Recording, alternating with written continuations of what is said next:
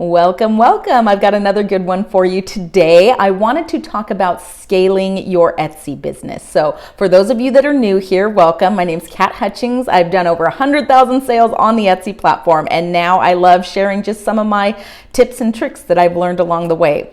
So today's video, I want to give 5 tips as well as a little bit of a walking tour. So I hope the camera's not too shaky for you, but I think sometimes it seems a little abstract when you talk about, 100,000 sales, these huge numbers. So I wanted you to get a glimpse behind the scenes. At least this is my world and my reality, but it's really not as fancy or as complicated as sometimes you might think. And I think sometimes the best way to learn that is to see it firsthand. So I will be showing you a peek behind the curtains into how I operate a 6-figure Etsy business, as well as sharing 5 tips for you to think about if you are also considering turning your Etsy shop into a full-time income and you want to be able to scale that to a livable wage, as well as setting up all of those teams and systems and processes along the way. So, number one thing I want to talk about is inventory management. And this is one, honestly, that I'm still struggling with. So I'm going to take you out of my office and show you kind of how we have the inventory set up right now, and just talk through some of those things of what that looks like if you're selling on Etsy. So you can see here, this is kind of how we have it set up. And this is the important thing, is I want you to see like these SKU numbers, okay?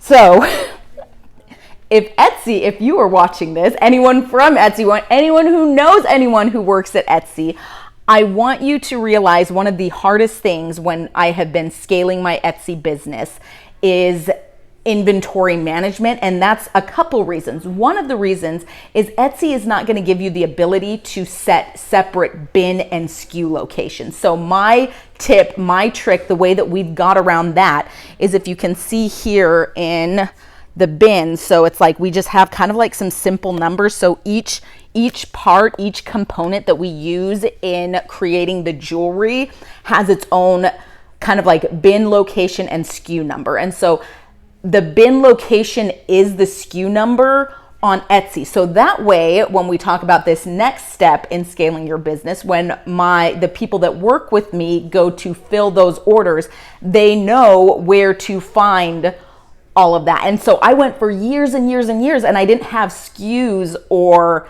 on Etsy, even when they introduced those, because that was a new feature that they didn't always have. I was like, I don't need SKUs. Why do I need SKUs? I just kind of like remembered where everything was. So now I have like an Excel file, and that's how we order supplies and do all of that, because everything has like its SKU/bin location, and that's how I keep track of all the components. So for example, like a pair of earrings like this, it's like, okay, we have this component, then we have the jump rings, then we have the hooks, then we have the backs, and those are all found in different bins, but that is the SKU is the bin. So it's like the SKU number for these earrings is just all of those bin locations. So then when someone goes to create those earrings, they know where to find all of those items that we use to make that jewelry item, if that makes sense. So hopefully you can apply that to your own business in some way, shape, or form. And don't make my mistake. Don't wait forever to do SKUs. It's really going to hurt you. Even if you have like a small amount of inventory right now, it really does make a difference moving forward, because you're going to have to go back and redo a lot of that stuff. All right, the next thing I want to talk about is hiring employees. So that's kind of like my second strategy to being able to scale your business. Now, I know that seems overwhelming, and so I'm going to share my favorite tool that it took me years and years and years to find and discover, but for a long time. So first of all of my employees, honestly, I don't use anything fancy. I don't have I've never gone on LinkedIn at this point in my business, not saying I won't. I've been very fortunate, but it's all just been word of mouth. I have friends. I went to kind of like my local church area has a lot of people, and once you hire someone, then they know people.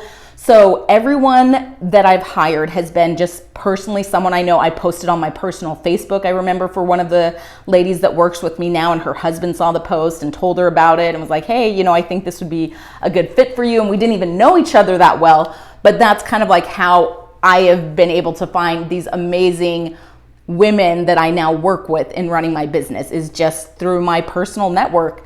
The other thing with hiring employees that took me forever, I wish someone would have just been like, here's your solution, because I was so stressed about it for so long, is how do I pay those people? So for a long time, I just had them as independent contractors. And again, I am not a tax professional. Go to a tax professional. I'm not even close. I'm like the opposite of that. But as independent contractors, they were able to set their own hours. They came in, they had tools, they did, they put the jewelry together, they leave. I didn't love that setup. I felt better. I kind of preferred, and some of my employees were also asking if they could be more kind of like on W-2s, traditional setup as far as that goes, with their own, with them paying their taxes and stuff. So I was like, oh my gosh, I don't know how to put someone on like a W-2. Here's the secret sauce, and it seems so simple. I'm gonna put a link in the description for you guys. If anyone is even close in this predicament where you're like, maybe you have someone that's working with you that you wanna make a little more official, maybe you're thinking about hiring someone, I use a program called Gusto, and it has been so simple, so awesome to get going. I had someone I knew help me set it up. I think they have people that you can also, like, you pay a little extra and they can help you set it up. But I'm telling you, now that it's done, and again, full disclosure, I haven't used it for a full year yet. So come tax time, I'm hoping it's really simple. So far, I've been very impressed. Everything's gone pretty smoothly. But if you use that, then it's like every 2 weeks, I now just go in, I say, here's the hours. I even have it so they can clock in and clock out. We use those hours in the payroll. It's been amazing. And again, maybe that sounds like you've already heard of Gusto or something. I don't know why, but it took me so many years until someone I personally knew finally told me about this solution. And I was like, oh my gosh, that's so much simpler. And it's made a huge difference as far as hiring employees and what that looks like. So that's number 2. Number 3 to scaling is systems. What kind of systems and processes? So I think I've talked about this one before, but one system that I like to use is called Asana. It's just like a project management tool. I'll try to see if I can find a link for you guys in the description below there as well. But Asana is like a project management tool that lets you set up tasks and kind of to-do lists. And I'm still not perfect at it, but that's made a huge difference in how I run my Etsy shop. It kind of takes it to that next level. I feel like when I started doing some of these things several years ago, that's when things really started to take off, and that scalability seemed a lot more possible, and we've seen growth and growth and more growth once I've kind of implemented some of these things. So take a look at that. Something else is tools. So that's going to be my next piece of advice. So once you have systems and processes in place, what kind of tools do you have? I'm going to go back out here and do, again, we just talked about a little bit of a walking tour. So I want to show you, this is just how we have the business set up here. But this little baby has been a huge part of my business, okay? This is a Dymo 4XL printer. Honestly, not something fancy, but it illustrates that point of what it actually looks like to use tools and what a difference it can make. I went for years where I was cutting labels and taping them on packages, and that takes time. And it seemed like at the time, I think you can get one of these, and I'll try to remember. Gosh, I have to remember to link all of these things. But it takes so much less time now to use that printer to print out my labels. And I think it was like $200, again, hashtag inflation. Who knows how much it is now? I'll have to look and see, but I'm guessing it's probably going to be around that price range. But that was something that was so worth it. Are there tools and things that you can implement that are going to make your life simpler, that even though at the time, and I'm telling you, I remember like $200, that seemed like a huge chunk of change for my business. It was like, oh, that's so much money. Am I going to make that money back? I've been doing this for 12 years and I still use those same, I actually have multiple now, but those are the ones we use, and they just spits out all the labels, like Christmas time. I mean, I can't even imagine not having that tool. But again, unless you know someone that's suggesting these tools, and I think that's even something I'd love to make like a separate video, just talking about some of the tools and systems and processes that I use in my business that make those flows so much easier. But that can just make a world of a difference when you're talking about scaling an Etsy business to like a full-time kind of like income level. The final thing I want to leave you guys with today is pricing. Please price your items right so you can scale.